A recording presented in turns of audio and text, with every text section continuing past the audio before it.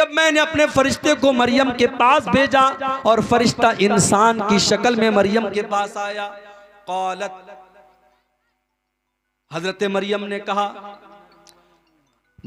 तू दूर हो जा मुझसे, अगर तू अल्लाह से डरने वाला है मेरे करीब ना आना, तू दूर हो जा, तू कौन है मैं नहीं जानती, मेरे करीब ना आना, अगर तू अल्लाह से डरने वाला है तो मुझसे दूर हो जा। क़ाल इन्नमा अना रसूलु रब्बिकी लिअहब लकी गुलामन ज़किया। फरिश्ता बोला, ऐ मरियम तुम डरो नहीं, मैं अल्लाह का फरिश्ता हूँ और मैं तुमको खुशखबरी सुनाने आया हूँ। तुम्हारे पेट से एक बच्चा पैदा होने वाला है, ईसा पैदा होने वाले, अल्लाह का नबी पैदा होने वाला है। क़ालत अन्ना यकूनु ली गुलामु वलम यमससनी बशर वलम अकु बग़िया। हजरत मरियम ने कहा मुझे बेटा कैसे पैदा होगा, मेरा तो निकाह भी नहीं हुआ है और आज तक मुझे किसी इंसान ने टच नहीं किया है और मैं कोई बच्चलन औरत भी नहीं हूँ, मुझे बेटा कहाँ से पैदा होगा, तुम कैसी बात कर रहे हो। क़ाल कज़ालिक क़ाल रब्बुकी हुवा अलय्या हय्यिन वलिनजअलहु आयतल लिन्नासि व रहमतम मिन्ना। फरिश्ते ने कहा है मरियम ये अल्लाह का ऑर्डर है, ये अल्लाह का आदेश है, ये अल्लाह का फरमान है, अल्लाह ने कह दिया है तुझे बेटा होने वाला है तो हो जाएगा। अल्लाह के लिए कुछ भी मुश्किल नहीं है, कुछ भी अल्लाह के लिए मुश्किल नहीं है, अल्लाह के लिए सब आसान है, तुझे बेटा पैदा होगा, ये अल्लाह का फैसला हो चुका है। फ़हमलतहु फ़ंतबज़त बिही मकानन क़सिया। हजरत मरियम अल्लाह ताला के हुक्म से प्रेग्नेंट हो गई, गर्भवती हो गई, उनके पेट में ईसा अलैहिस्सलाम पलने लगे। जब उनको एहसास हुआ कि मैं पेट से हो गई तो वो बैतुल मुक़द्दस से कुछ दूरी पर जाकर के रहने लगी, कुछ दूरी पर जाकर के वो गुजर बसर करने लगी। फ़अजाअहल मख़ादु इला जिज़इन नख़ला। बच्चे की पैदाइश का टाइम करीब आया, लेबर पेन का टाइम, जो दर्द ज़े जिसको बोलते हैं, बच्चे की पैदाइश का टाइम करीब आया। हजरत मरियम एक खजूर के पेड़ के पास जाकर के सहारा लेती हैं और सोचने लगती हैं कल ये बच्चा पैदा होगा, लोग मेरे कैरेक्टर पर सवाल उठाएंगे, लोग मेरे किरदार पर सवाल उठाएंगे। एक इज्जतदार औरत को अपने किरदार और अपनी आबरू से बढ़कर के किसी चीज की चिंता नहीं होती। मरियम ने कहा या लैतनी मित्तु क़ब्ल हाज़ा व कुन्तु नसियम मनसिया। ऐ काश मैं मर गई होती, ऐ काश मुझे कोई जानने वाला न होता, मैं भूली बसरी हो गई होती, मुझे कोई याद करने वाला न होता। फनादाहा मिन तहतिहा अल्ला तहज़नी क़द जअल रब्बुकी तहतकी सरिया। अल्लाह के फरिश्ते ने आवाज दी, ऐ मरियम घबराओ नहीं, बच्चा पैदा होने वाला है। ऐ मरियम तुम्हें प्यास लगेगी, जरा अपने नीचे देखो, अल्लाह ने नहर जारी कर दी है, नहर जारी कर दी है, तुमको पानी की कोई कमी नहीं होगी। वहुज़्ज़ी इलैकी बिजिज़इन नख़लति तुसाक़ितु अलैकी रुतबन जनिया। और ऐ मरियम इस पेड़ को जरा पकड़ करके हिलाओ तो पकी हुई खजूरें तुम पर गिरेंगी, खजूर खाओ और पानी पियो और अल्लाह का शुक्र अदा करो। इससे उलमा ने ये इस्तिदलाल किया है कि हजरत ईसा की पैदाइश दिसंबर के महीने में नहीं हो सकती, क्योंकि खजूर के पकने का जो टाइम होता है वो मई और जून का महीना होता है। हजरत ईसा की पैदाइश मई और जून के महीने में हुई है, दिसंबर के महीने में नहीं हुई है। फ़इम्मा तरयिन्न मिनल बशरि अहदा फ़क़ूली इन्नी नज़रतु लिर्रहमानि सौमा फ़लन उकल्लिमल यौमा इंसिया।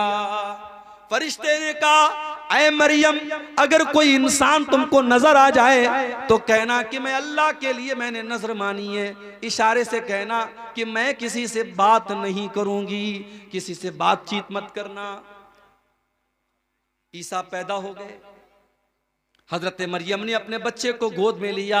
फ़अतत बिही क़ौमहा तहमिलुहु क़ालू या मरियम लक़द जीति शैअन फ़रिया।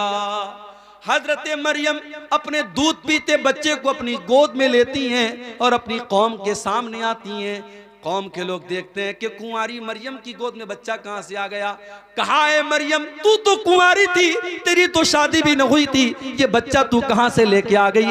ऐ मरियम तूने बहुत बड़ा पाप किया है। या उख्ता हारूना मा कान अबूकी इम्रा सौइन व मा कानत उम्मुकी बगिया।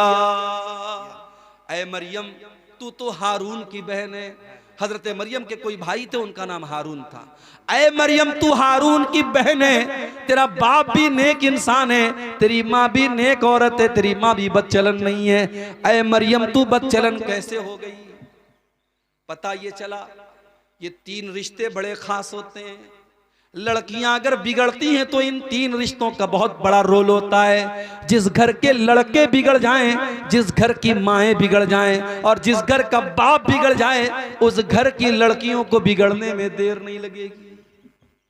अगर लड़की का भाई सही है, अगर लड़की का बाप सही है और अगर लड़की की माँ सही है तो लड़कियों के बिगड़ने के चांस बहुत कम हैं। लेकिन भाई गड़बड़ है, माँ गड़बड़ है और बाप गड़बड़ है तो लड़कियों के बिगड़ने के चांस बहुत ज्यादा हैं। लोगों ने कहा है मरियम तू हारून जैसे नेक इंसान की बहन है, तेरा बाप भी नेक इंसान है, तेरी माँ भी शरीफ औरत है, तूने ये गलत काम कैसे कर दिया।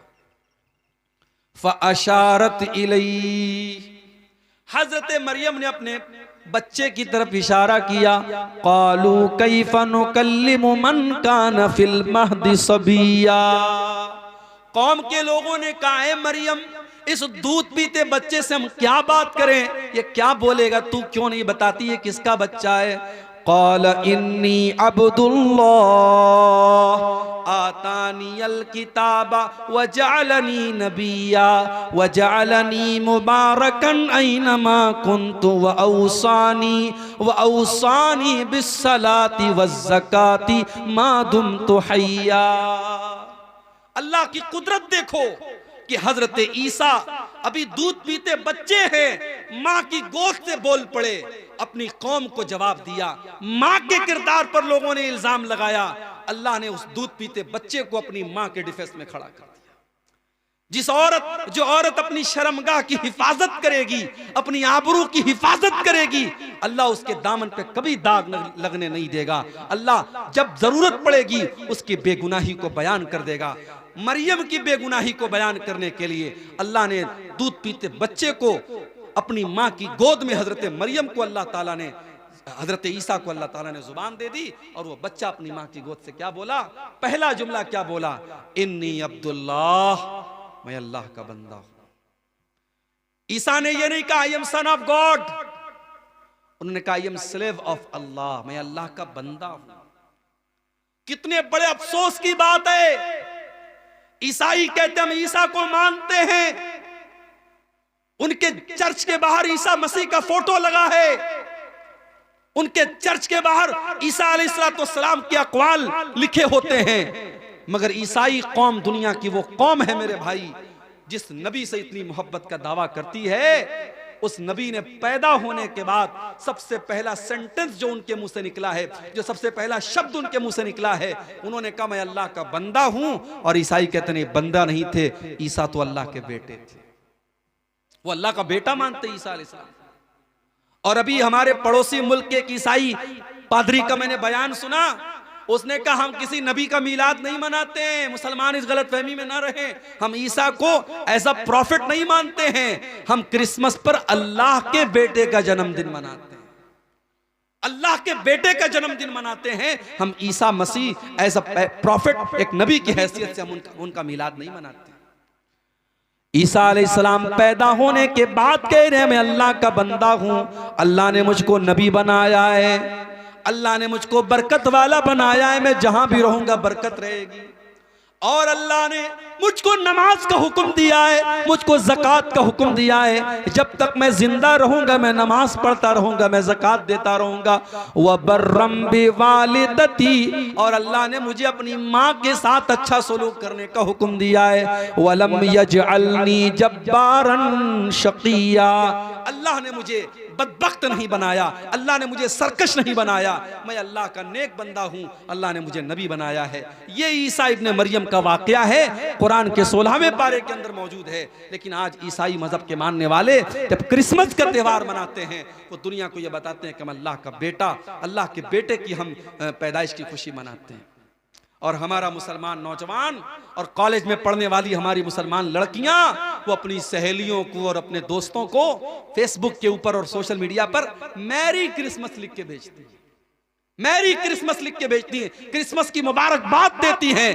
अरे मुसलमान, तू कितना बेगैरत हो चुका है, तू कितना बेगैरत हो चुका है। जिस त्योहार पर तेरे अल्लाह को गाली दी जा रही है, इससे बढ़ के अल्लाह के लिए कोई गाली नहीं हो सकती मेरे भाई।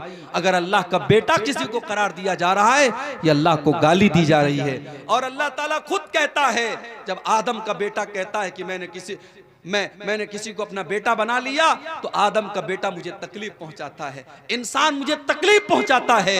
अल्लाह का सब्र देखो, अल्लाह का बर्दाश्त देखो। अल्लाह को गाली दी जाती है, फिर भी अल्लाह उनको खिलाता है, पिलाता है, रोजी देता है।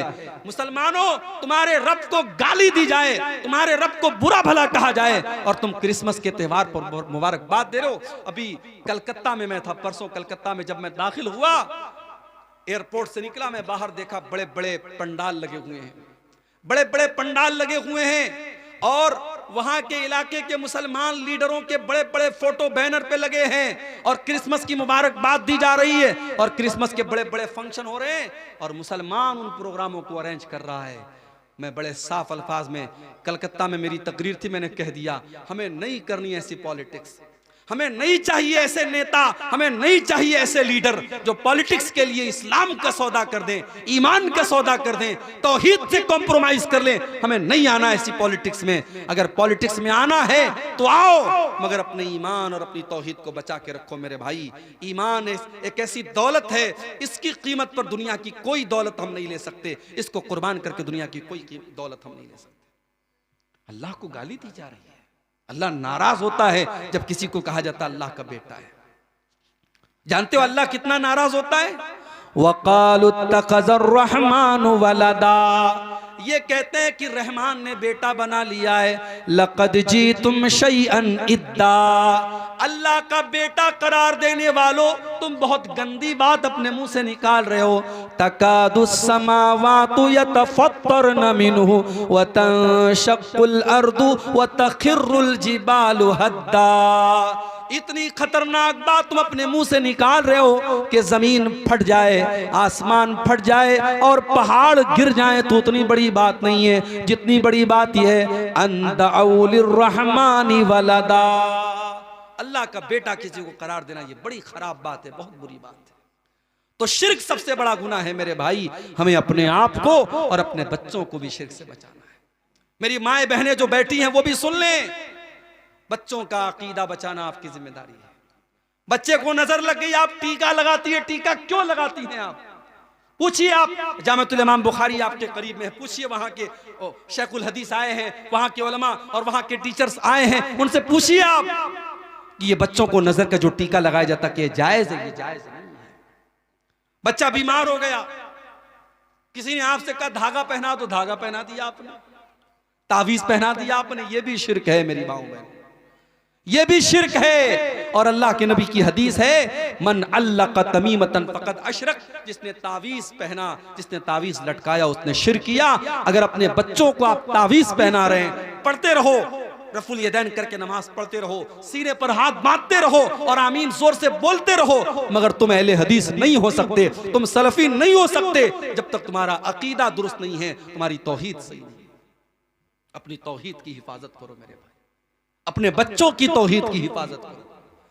इब्राहीम अलैहिस्सलाम जैसा पैगंबर दुआ करता है, वजुनुबनी व बनिया अन नअबुदल असनाम, आए अल्लाह तू मुझे भी बुत परस्ती से बचाना और मेरी औलाद को भी तू शिर्क से बचाना। मेरी औलाद कहीं बुत परस्ती में न पड़ जाए, मेरी औलाद कहीं शिर्क में न पड़ जाए। अगर इब्राहीम जैसे पैगंबर को अपनी औलाद की चिंता है तो आपको भी चिंता होनी चाहिए, आपको भी फिक्र होनी चाहिए अपनी औलाद।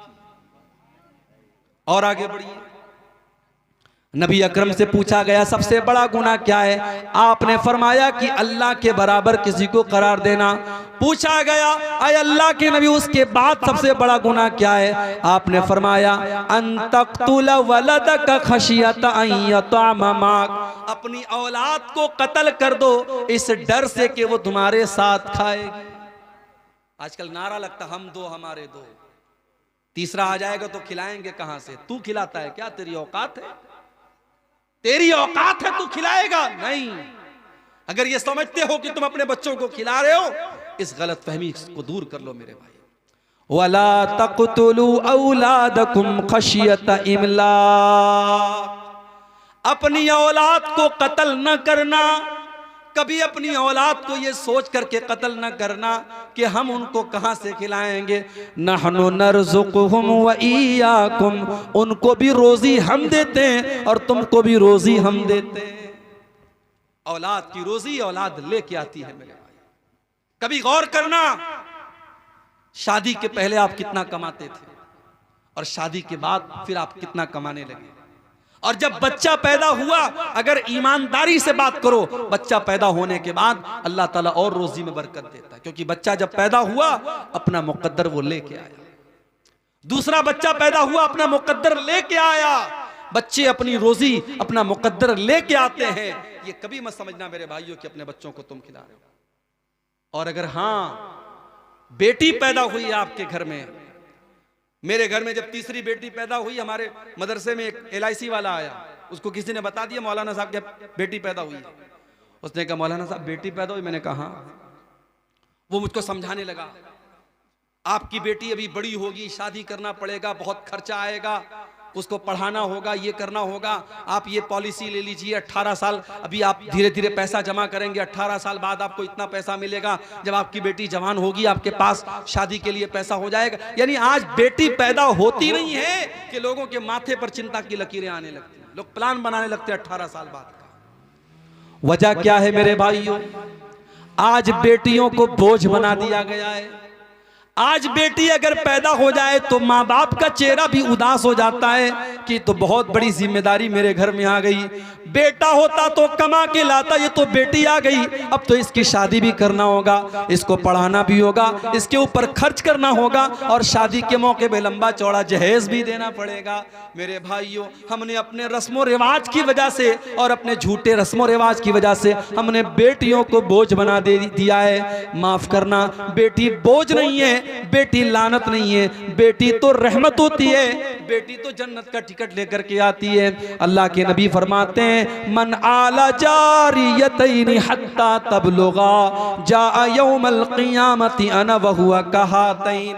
आपने अपनी दोनों उंगलियों से इशारा करके फरमाया कि दो बेटियों को जिसने पाला और दो बेटियों की जिसने सही तरीके से परवरिश की, वो जन्नत में अपने नबी के साथ रहेगा। वो कयामत के दिन इस तरीके से नबी के साथ आएगा जैसे ये दोनों उंगलियां एक दूसरे के साथ आती हैं।